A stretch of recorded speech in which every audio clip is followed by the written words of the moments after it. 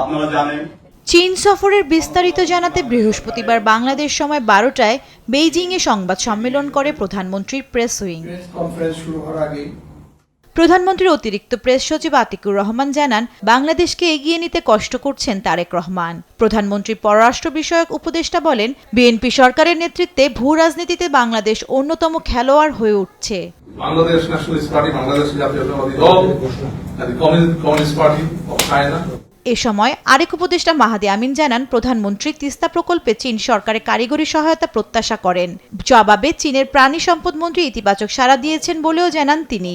চীনের শীর্ষ ব্যবসায়ীরা প্রধানমন্ত্রীর সঙ্গে বৈঠকের পর বাংলাদেশে বিনিয়োগের আশ্বাস দিয়েছেন বলেও জানান মাহাদি আমিন। বৈঠকে তিনি বাংলাদেশ ও চীনের মধ্যে দীর্ঘমেয়াদী অর্থনৈতিক সহযোগিতা, টেকসই সমৃদ্ধি ও পারস্পরিক সহযোগিতার ক্ষেত্রে আরো ঘনিষ্ঠ এবং অংশীদারত্বপূর্ণ সম্পর্কের প্রতি গুরুত্ব প্রদান করেন।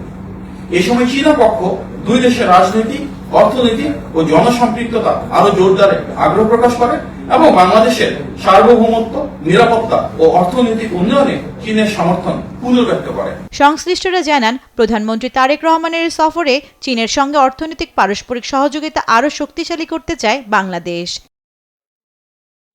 জান্নাতুল মোহনা, নিউজ ডেস্ক, দেশ টিভি।